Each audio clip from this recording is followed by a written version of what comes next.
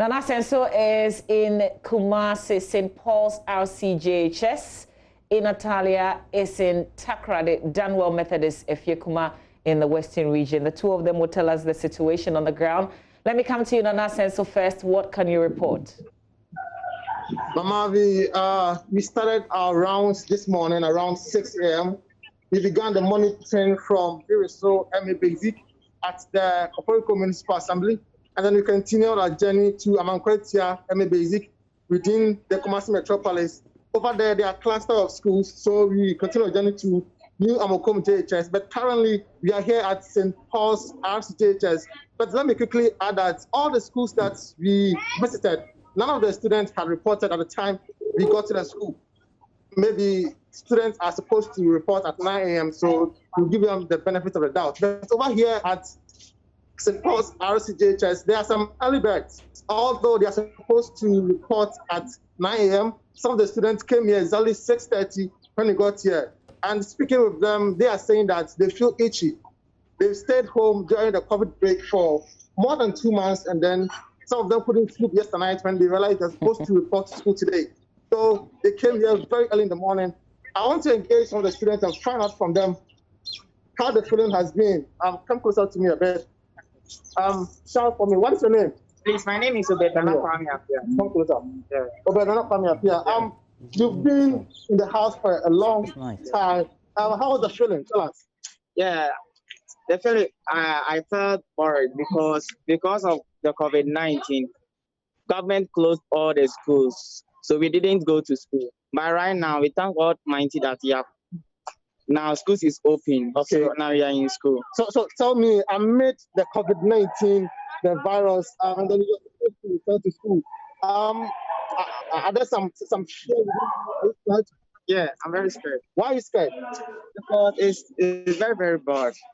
Yeah, because coronavirus is very, very bad. Okay, so he is saying that the COVID-19, although he misses school, the COVID-19 is also scaring him. He fears that he might contract the disease. But Mama, let me also quickly add that almost all the schools that we had visited, there are no safety measures. Talking of buckets, talking of sanitizers, talking of anything the school authorities had put in place. We haven't seen any of them. So we're hoping that from 9 a.m. going, maybe school authorities will start installing this kind of safety measures to ensure that students and teachers feel safe as they resume to school. I have another early bird here. What's your name? Queenly. You are here in school. Do you have your sanitizer with you? You don't have sanitizer with you. So how are you going to ensure that you don't contract the disease? Talk to me. So are you expecting the school to do sanitizer? Yeah. Okay. So Mama V, this is one student. He's a final year student here. She just reported. She says her name is Queenly, but she doesn't have any sanitizer with her, and she's hoping that school authorities will give her sanitizer so that she'll keep safe. So maybe this has been the situation over here in Kumasi. None of the schools are open over here. Even all the doors and windows are locked. The students are just standing and then hoping that teachers will resume early for them to start their normal classes over here in Kumasi. Nana Senso, did you also see cleaners cleaning the compound? Because we've been told that students are not supposed to be taking care of the cleaning. Amavi, we went to New Amokom MA Basic. Over there, the compound was messy. All the dry leaves had dropped, and then the school was very unclean. So we are hoping that the janitors will come around and then they will start cleaning. And over here too, the school is unkept. Cleanliness is very low over here. So actually, you could see that they are not prepared for the students today. So we are hoping that going forward from tomorrow or from this afternoon going, the janitors and then the school authorities will, as much as possible, will do the needful to ensure that they clean up all the school premises to ensure that students are able to return to classes in a sanitary manner. Mamavi. All right, Nana Senso, we'll leave you so you can do more checks for us, but at least the two students that you engaged, thankfully, they're all in their mask. Let's go to Natalia Kwanzaa, who is in Takrade, specifically at the Danwell Methodist in Efiekuma. Natalia, what can you tell us? What have you observed? So I've been to the new site, schools here, cluster of schools. I've also been to New Takrade cluster of schools, and then over there, the students haven't reported. All doors are locked. Here at Downwell Methodist, about 6 students have reported to school. And Mama, if I take you around, you would see that most of the places is locked. So this is the headmaster's office, and this place is locked. There are no sanitary like Veronica buckets and all that's placed here. So especially some few students who have come around this morning, I saw some of them sweeping themselves. They are just sitting around. So in Takrady, basically from 6:30 when I started doing my rounds up to date, I've not seen most of the schools have been locked, and then there are a few students who have come around because probably they've stayed home for long. But here I have with me one student, so we can interact with. Yes. So I want to find out from you, how has it been staying at home and all that?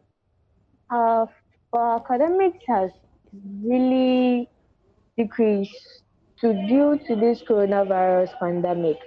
Now we are in school, we are urging the government to get us qualified teachers and make sure the teachers observe the protocols so that we, the students, will also observe the protocols, like providing us with Veronica buckets and soaps with tissues, sanitizers, and the nose masks, because not all the students can afford to buy the nose masks. So I'm urging the government to get us nose masks with Veronica buckets, because the school we have only one Veronica bucket around. And in a class, we have 53 students in a class. So we cannot afford one Veronica bucket for all the 53 students. And our teachers are not in, so we don't know either we are going or we are coming. But we are trying to tidy up the school so that when the teachers come, we can also do something to support them. If you say qualified teachers, I mean these are teachers who have been here over this year. So what do you mean by qualified teachers? Like, we need much teachers in the school because some of our teachers want to leave the school, others do want to come in, but they don't have space to be in the school. So we need government. We are a private school student, but other schools, like the government schools, have the support of the government in providing them with teachers. Okay, all right, thank you. You're welcome. Mama V, so you heard from her, they need support from government in terms of PPE and then Veronica buckets, among others.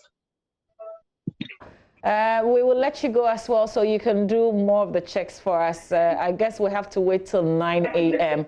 And I got the sense from the student, Roland, the student that in Natalia engaged, that it's not a directive from the school that you should clean, but it's just maybe a habit. They've come to school really early.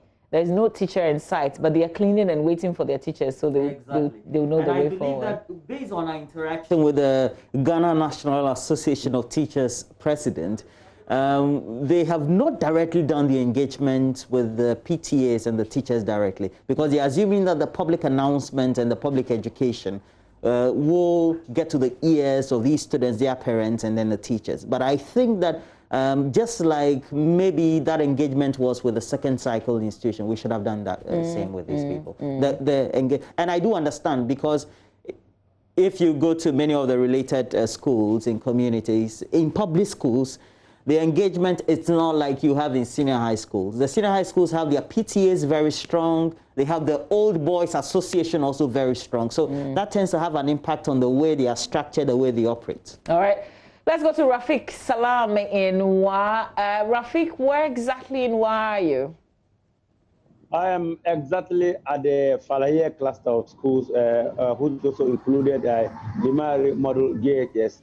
And I came here half an hour ago, and at the Falahia cluster of schools, I can see close to about 5 dozen of students, some of them seated, and also some of them also doing cleaning. And so when you move to the Limari Model GHS, there are about about 20 students who were present. And so I tried to speak to the students, and they told me that they were elated for coming to school again, and they hope that there wouldn't be any distraction so to enable them complete their school. And so they're really excited to be back. So it's still more early, yet I'm told that the students are supposed to report at 9 o'clock. So some of them came ahead of time, and they are doing cleaning. Rafik, do you see in sites Veronica bucket, hand cleaning, soap buckets, you know, items for hand washing? I've been through the cluster of schools right here. I haven't set my eyes on any of them. And I've also tried to speak to some of the students, and they told me that they are waiting for probably the headmasters to bring them along. But the information I'm having is that in the municipality here, they are yet to receive set for the schools. And are these children also wearing face mask or face covering? I can tell you that I can count as many as 40 students, and none of them were on face masks. And I asked them why. They told me that they were told that when they come to school, they will be given these face masks. And so, majority of the students here are not really having face masks. But the way some of them seated, at least they respect this issue of social distancing, and which was very good from the side of the students. So classrooms are closed because the heads haven't reported yet. So can you? No, the classrooms are opened. Okay. And then students are there, and also some of them are seated, and then whilst the rest are doing their morning chores, like say doing cleaning, and then some doing some weeding around at the school. You know, because it's the rainy season here, some of the schools have outgrown weeds, and so they have to be cleared before normal classes could So that some of the students are weeding, you said? Some of them are cleaning. They are cleaning their classroom because it's long that they have been to school. And so these classes needs to be cleaned. Okay. And can you also finally tell us the arrangement of the desk? The arrangements, I'm told that they are still waiting for the headmasters because none of the teachers here would like to speak to me on record, but they're saying that they are waiting for their headmasters. Probably they will come with these Veronica buckets and other essential items that they need for them to make the running of these schools effectively. All right, Rafik, 9 o'clock is just about an hour, so we will let you do more rounds, and then we will come back to you maybe later on News Desk. But let's go to Kwesi Deborah. He's at the KNUST Junior High School. Kwesi, good morning to you. Tell us what the experience has been in terms of student reporting to school. Hello, Kwesi Deborah. If you can hear me, I'm asking for you to tell us about student reporting to school. Okay, we don't have Kwesi Deborah on stream for us, but Roland, I was just going to discuss with you. I'm worried that, where Rafik Salam is reporting about 40 students, he said he's seen not wearing the mask. So they left home, came to school to get a mask. And once officials are not in school, they don't have these masks. And I'm worried because it's not that you get COVID, you're likely to get it only in school. I mean, the movements from where you were to your destination is also very important. Because we said that the wearing of face masks, based on the education we have gotten from the health authorities, should be part of our daily livelihood.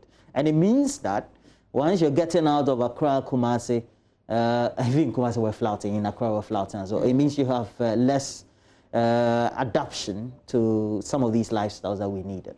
Well, fortunately, we've got the information minister joining us for a conversation, so we'll put some of the issues that have come up across. But Golden Finger Industries Limited is a fast-growing manufacturing company processing fruits into quality organic cosmetic products, cleaning and disinfectant, produced right here in Ghana under certified FDA conditions. We have in stock GF hand sanitizer, GF rubbing alcohol, GF ghetto antiseptic, GF multi-purpose liquid soap, GF hand washing soap, GF antiseptic cleaner, GF multi-purpose glass cleaner, and we are located at Giselle Estate, SCC DVLA.